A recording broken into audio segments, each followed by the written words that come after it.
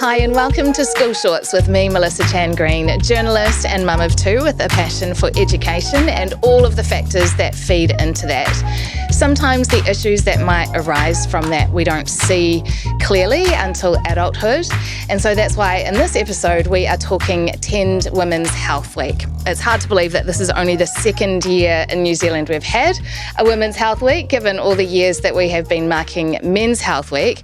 And the person that has been leading the charge on this is CEO of Tend, Cecilia Robinson. Cecilia, Lovely. Thanks for being with us. Lovely to be here. Thank you for having me. When you first told me that there was no Women's Health Week in New Zealand, I was actually a bit disbelieving of that, but it was true. Yeah, it's wild actually. And it's funny because I've got an all-female health promotion and marketing team, and it was actually my chief health promotion and marketing officer that came to me about 18 months ago, and she said to me, can you believe that there's no Women's Health Week? And I just said, I definitely can't. There must be. Surely there's something.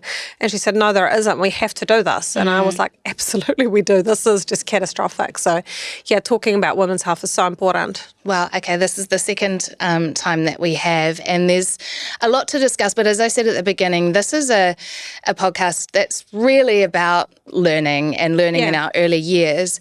But it's quite interesting, I think, the issues that we see sometimes in women and how that can stem from either a lack of educational support in girls. Yeah.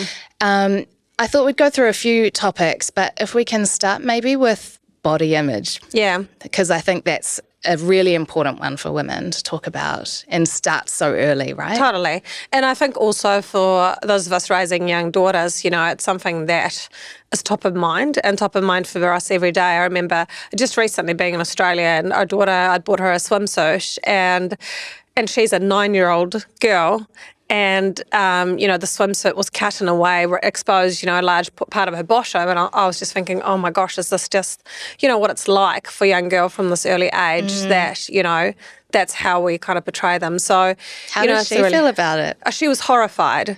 And it was one of those things that we'd picked up just from a local surf store. We hadn't even she needed a new swimsuit. We just grabbed one. It was a size 10. She's 9 years old. It was actually a full body swimsuit. So it went all the way down to her hands, and then, kind of covered her whole body. And then it turned out that it was just cut really short at the backside. And so, she was pretty horrified about it because she hasn't quite got to a stage where she's really that aware of it yet. And I think in a way we've been quite lucky because probably we've been able to shelter her largely. But the reality of it is that this is commonplace, for a lot of girls. And because they get exposed to so many things now, both online, through social media, for TV shows, it's far more oppressive than what it was when I was growing up, when you probably had to go and more hunt down that content or, look for the girls' magazines. Now it's just everywhere. And so I think that in itself is a really important piece of education to talk to our young women about. Some people might say, I guess, what is the problem with showing our bodies at any age? And is it a problem actually not with the clothing but with society that we say you shouldn't be able to do that? But I guess it's that feeling of, a young girl not being comfortable with that. Totally. And we're saying this is the clothing that we believe you should be wearing. Yeah, and I think for me it was more about the lack of choice, and as a mother, it's completely up to people how they want to present their own bodies, right? And we should be body proud rather than body shame.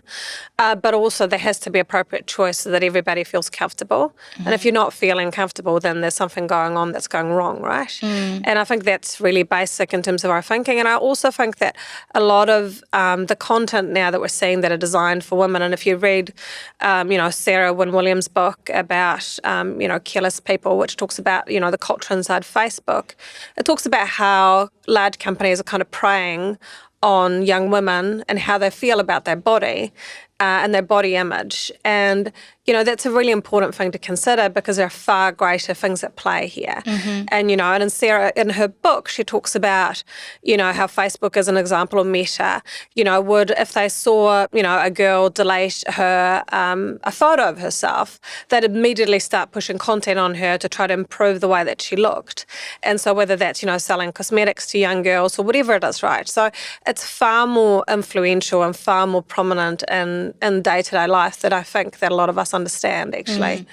I was just talking to some friends yesterday, actually, about, when we were growing up, these cosmetic stores weren't really a thing. Like you hear about girls going out with their girlfriends and going to buy makeup together now as a thing to do. Yeah.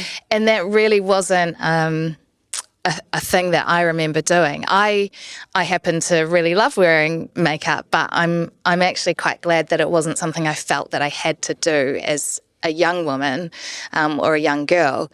But these are the things that have changed in quite a short space of time, right? Yeah, and I think it's interesting because I think we're seeing trends in young people where, you're seeing young girls going and buying like anti-wrinkle creams or, specific types of serums or A, B and C different, because that's what they're being pushed to them. Well, actually, it's not age appropriate, for that age category. And I think for me, probably a little bit more naively, but I wasn't really even thinking about things like that until my late 20s, right? Because it just felt so far away. And so, we don't want young girls, 10, 11, 12, going into large, cosmetic stores and buying things because they think that they're going to get wrinkly. Those two things don't appear to fit well together, right? And I also think we need to consider the fact that that trend is not prevalent in young men to the same degree.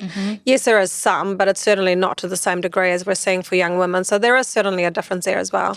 And when we think about the impact that this might be having or how it might be showing up in Women's Health Week and the issues that we're discussing as women, what are some of the body image issues that you think we should be on the table for women to be talking about? Yeah, well, I think we know now that 1 in every 4 young people will suffer from severe or very severe mental health issues in New Zealand. 1 in 4? Yeah, and look, that's a really significant problem in our adolescence.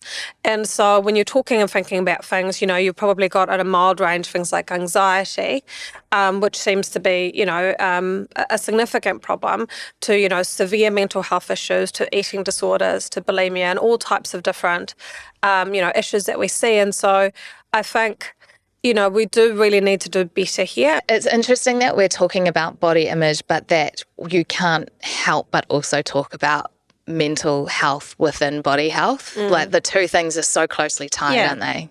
Yeah, I mean, completely. And I think for us at Tend, that's really for me thinking about how we treat whole person care. And because I think often what's happening is that mental health is being treated in isolation of the physical ailments that you have. So if you've had an accident and it's physically impacted you, or, if you've got some physical problems, that can often present as mental health issues. So those two things can often be connected. And so what you want to be able to create is like an ecosystem where people that are treating you understand your broader healthcare issues as well. So it's not just one thing, right? It all belongs together and it's integrated in terms of both how the patient should be treated, but also how often those illnesses present for someone, right? So, I'm obviously not a doctor, but that's often what we see, right? These things are connected. I wonder too how, if you know anything around how often women might go and talk to someone about mental health issues or body issues, because I think often as young girls, right from when we're tiny, we're given dolls and all these things to say, it's kind of your job to take care of others. Yeah. But when do we teach that it's actually really important to take care of yourself first? Yeah, absolutely. And I think this is definitely an area that, we're seeing more people reaching in for mental health support. And that's definitely escalating. And I think a large portion of it is, yes, it is going and talking to someone else, but in many cases it's also us teaching the skill sets and the tools, the resilience tools for people to be able to apply themselves as well. And so it's actually both those things, and it's learning that, maybe scrolling on Instagram for 2 or 3 or 4 or 5 hours a day is not going to make you feel better. If you're being exposed to content perpetually of women that look perfect, where they've got facial features on, where life is not a problem, then you're setting yourself up with an expectation that's just unrealistic. And so how do you remove some of those things that are not good for you? Go and take a walk in the park, call a friend, go and cook a yummy meal, finding joy in other things. And I think that's almost become underrated. Like it's a lot of those self-discipline things that we should be doing that will make us feel better, but we're probably not as good as making time for those things as well. And as mums, often you think, well, I'm so busy, and you kind of, everything sometimes feels like it revolves around your kids. But I guess you have to remember that doing that stuff is role modeling for your daughters. Yeah, That's totally. what you want them to do. And you feel locked in, I remember my husband and I, one of the things that we kind of have always bonded over is like we love to go for walks together. Like we'll just sit off, grab hand, hold hands and chat, and we can walk for an hour, just the two of us chatting. And it's not something that we do anymore because we, just haven't taken time for it to the same degree. And in the last few months, like we've been making a concerted effort to try to get out once a week just for a walk. And I'll feel bad because I'll ask someone to have the kids for an hour or, but actually it's really helpful for you and for how you feel. And so it's about kind of making room for things and leading by example and saying, actually, this is important and this is why.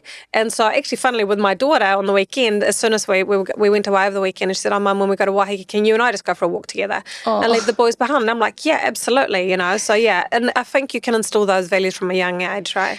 Can we talk a bit about, and we have a little about devices and family connection and the impact on mental health. I guess in terms of Women's Health Week, women haven't really been exposed in the same way as our young girls have. So it's quite different, the challenges that our young girls are facing. What challenges do you think we need to be addressing now so that they don't show up for women of the future? Yeah, well, I mean, I obviously feel like social media is a big problem here for young people. And I've got the privilege of, having a lot of teenage girls surrounding my family because a lot of my friends have got older kids. And, a lot of them will say, look, if there's one thing that I would wish would have been removed from my life and from my teenage years, it would be social media, right? I don't need it. That's really interesting that they say that. And that's been proven as well for studies from Outward Bound, that when you're actually removing it, that children and young people themselves actually think that it's a problem for them. And so I think that's a large portion of it. I think that digital connection. Someone actually just said to me the other day that it's not just the kids, it's a problem. Actually, adults are the problem too here, right? Because constantly on phones, checking emails, it's hard to stop working. And, someone said to me, I just wish my dad just wouldn't be on his, his phone over dinner. And, how do you make sure that in your family that doesn't happen? And, having rules that everybody in the family kind of subscribes to, that, you don't have phones at the dinner table, simple things like that to ensure that you have connection, I think is really important, to foster healthy relationships in families as well. Yeah, definitely. And that feeds off into so many other areas within life, of whether it be mental health, body health, your ability to learn in school as well.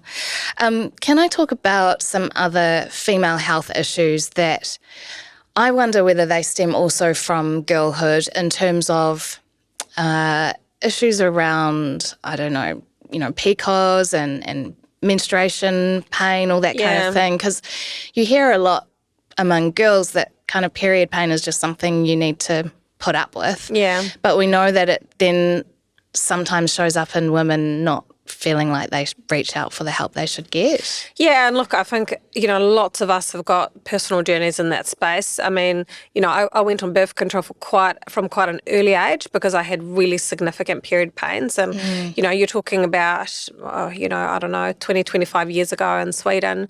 And, that was kind of the solution to manage the pain was we'll just pop you on birth control because that's what's done. And then, subsequently, we suffered infertility, we suffered pregnancy losses. I was recently diagnosed with endometriosis. And so actually I think that what happens is that we just accept that that's what the problem is and we don't maybe get to the bottom of it. And I remember going through having quite an intense investigation done when we couldn't get pregnant initially, and they said, well, it's unexplained. But actually, once you got to the bottom of that later, it turned out to be endometriosis because, it's hard as a woman to navigate some of these issues that you had because, you're just meant to just kind of accept it because that pain is just part of being a certain gender. But the reality of it is that there's absolutely instances where that's just not normal and you need to be able to seek help and try to get the right advice, but that can be hard as well. What do you think is the solution in terms of our young girls talking about it in school or in families? How could we try and prevent that from happening? Yeah, well, I think it's really important that we have an understanding of how the female body works, at a really basic level, actually understanding the education around that for our young people is really important. And what are the different life phases and how does that evolve for life? For most of us, when you're going through those, kind of teenage, early 20s, you're trying to prevent getting pregnant. That's not something that you want. You're trying to manage your period pain. And then, as you go through that later 20 stage into your 30s, often that changes. And so we have to be really aware of that. And I think we have to talk about the issues that face women more. And this is why Women's Health Week is so important and why it was so offensive that there kind of wasn't something in space in this place to actually open up and talk about these issues because, a lot of my friends now are kind of in that next phase, which is talking about menopause. And I think about maybe when my mum went through menopause, it wasn't something that was discussed at all. It just happened and it was quietly kind of dealt with. And now a lot of my girlfriends are saying like, oh, well, this is what's happening to me, perimenopausal on post, all of these things that are going on. And so, sharing stories, having conversations, opening up about it, I think is critical for us to be able to lead by example for our young people as well. Totally. And having that information, that intergenerational information about, okay, when did my mum go through it? And, what are the things, the health issues that have impacted her? Because then those are things that I can look out for in myself. Yeah. And we kind of, I guess, as women, we don't always share that information, but it's a good reminder that it's useful for the rest of the family. Absolutely. And it's linked to, broader women's health issues as well. I think about things like making sure that we're going and doing our mammograms, HPV screening, really important. And I think one of the things that I've been really disappointed about in New Zealand is that we've changed our screening process for cervical cancers. And so it used to be with a speculum, as an example. And, it's a horrific process to go for as a woman. I know you'll identify, you go, wee, wee, wee, wee, wee, and, you're on a table and, they tell you to kind of spread your legs and relax. And it's probably one of the worst experiences. And if you've had any type of trauma or sexual trauma, that's, something that many women avoid. And, in the last 2 years, we've introduced HPV screening, which is very non-invasive, easy for women to do. And, a real way to be able to understand if there's something that isn't quite normal. And if something's not quite normal, it can get further investigated. But we just haven't talked about it as a country. It just hasn't been a priority to actually talk about HPV screening or make it really easy for women to do. And so one of the things that we're really focusing at TEND during Women's Health Week, which was a goal of ours last year, but we couldn't get it off the ground, was actually doing free HPV screening in our clinics during Women's Health Week. Oh, wow. And so that's something that is a huge milestone for us because we want to talk about the fact that we shouldn't be seeing women with cancers in this way, and things like HPV screening can totally prevent that. But the educational piece there to understand that for women, this is a really uncomfortable process to go through. And there's now a really easy way to actually check instead, just hasn't hit home. And that's really disappointing. So are you saying that even though there is this new process, which is so much less invasive, you haven't seen the huge pickup in women doing that? And right? I think people still are concerned. They're concerned about having the speculum. They're concerned about, having to be... It's a really uncomfortable position. Unless you're a woman, you cannot identify with us. Yeah. It is an incredibly uncomfortable, dreadful experience. And, I remember being in my early 20s and nobody had told me about it. Yeah. And rocking up to the doctor. It was actually GP in New Zealand the first time I had a cervical screening.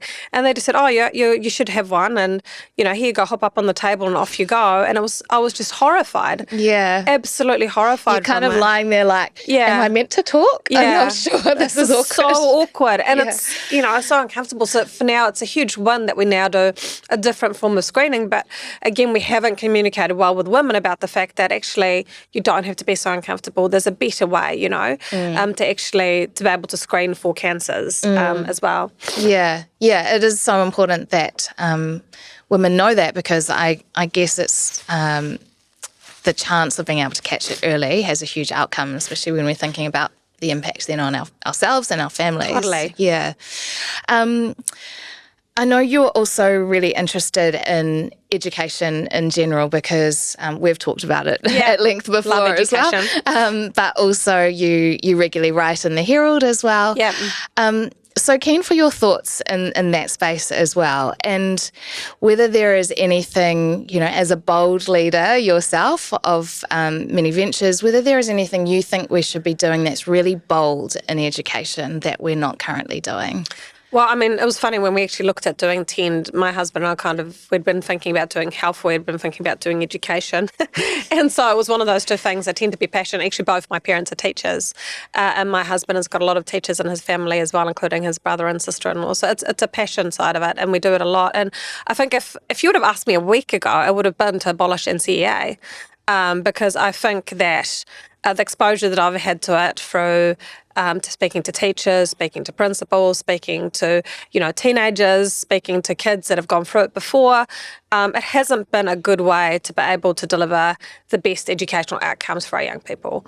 And, when you look at, for example, our PISA results, they've been catastrophic, and it's not setting our children up for real world success.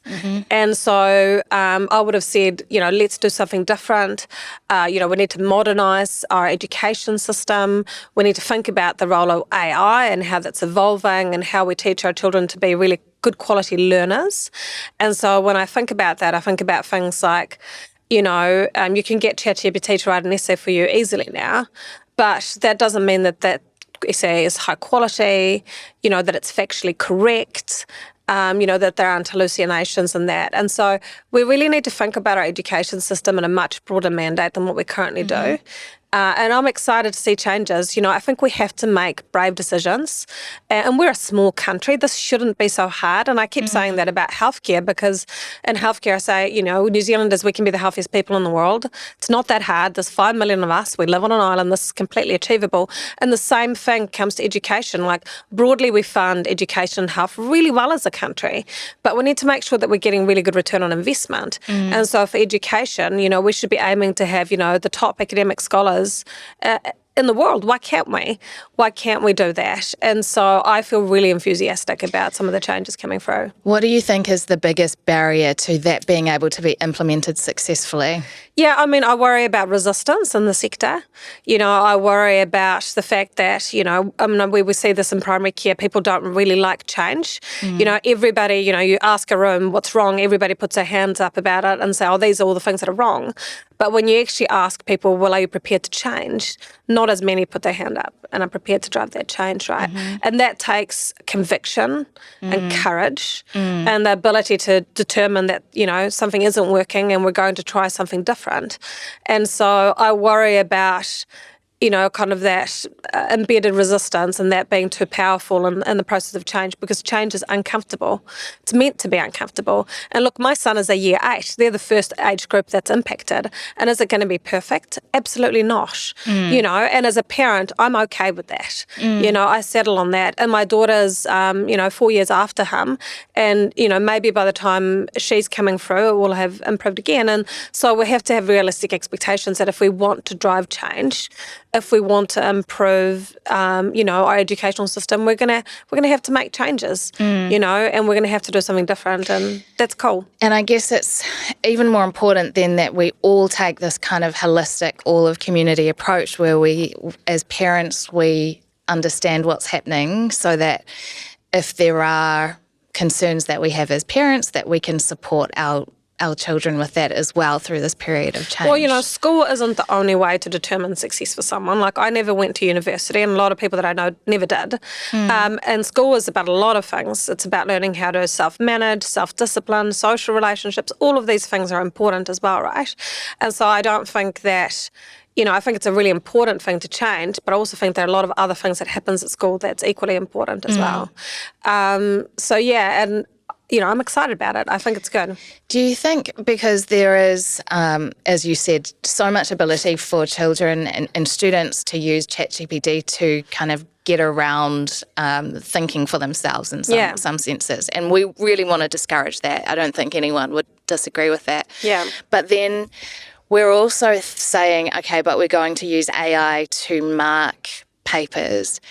Do you think there is a hypocrisy there, or is there something that we really need to communicate to our students to say, this instance is okay and this instance is not? Oh, look, it's about responsible use of AI. I think it's fantastic, that we're using AI to grade our students. I think it will make it, I think the statement was yesterday that it was as good as or better than the current marking system. And so if we can give more time back to our teachers, we can provide a better quality system for our young people, then that is certainly the right thing to do. But we just need to think about, what does, good quality look like, and how do we communicate to our young people about the responsible use of AI? And I'll give you an example. For example, with my son, if he's got an upcoming exam, I'll say to him, hey, look, what are the themes that you're currently studying?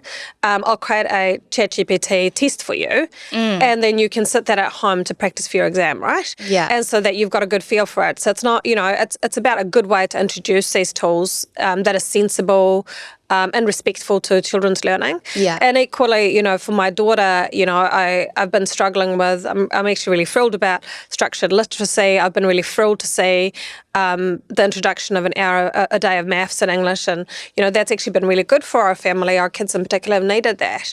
But, I've gone through ChatGPT again and said, develop me a spelling list for my 9-year-old daughter because she's struggling with some of her spelling. And so I'm sitting down and doing that with her at home.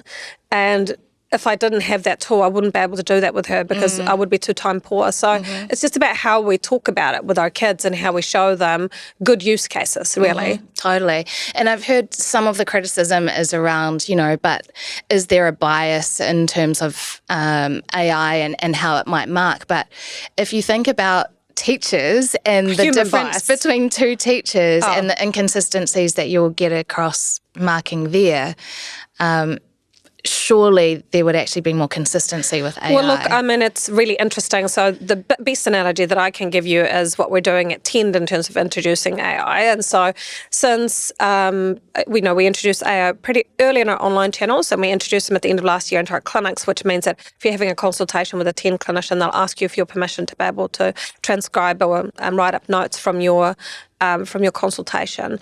And what we've found is that AI is as good or better than a clinician taking notes in 95% of cases, right? Like it's really high consistency. And so the output is much, much more consistent. And then you have to think about what actually is the impact of that. So for the clinician, it's giving them time back in their day, which will be the same for teachers, will give them time back in their day and less administration burden. But actually for the patients in our incident or for the student, it gets better instructions, better quality feedback, better, it's all of it is actually, and that translates into higher health literacy, I hope, right? So more information about yourself. And so that can absolutely be applied to education as well. Not every teacher's got ample time to sit and provide feedback to students on, their exams or whatever it is that they've done. So I actually think it can provide a really valuable tool to actually help improve learning if used responsibly and in the right way, right? Yeah. We have covered so much across both health and education now. Yeah. Is there a final word you would like to say around Women's Health Week and what you would like people to be thinking about this week? Well, I think for me, it's just about taking action. Like talk about women's health this week and every week ideally, but talk about women's health in particular this week. Be mindful of the things that you have to do for yourself, whether it's going for an HPV screening, whether it's doing your mammogram. I'm due for one. I'm going to go and do one. And also I'm going to get an ultrasound done at the same time.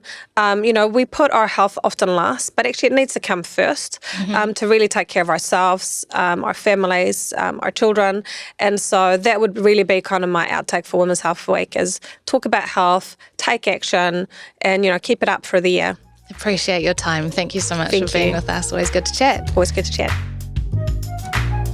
Thanks so much for tuning in today. If that topic was helpful for you and you'd like to hear more, please do like and subscribe. It sends me that feedback. School Shorts is all about supporting busy parents who want their children to thrive. Follow on social at School Shorts NZ for fun ideas, helpful resources, and exclusive giveaways.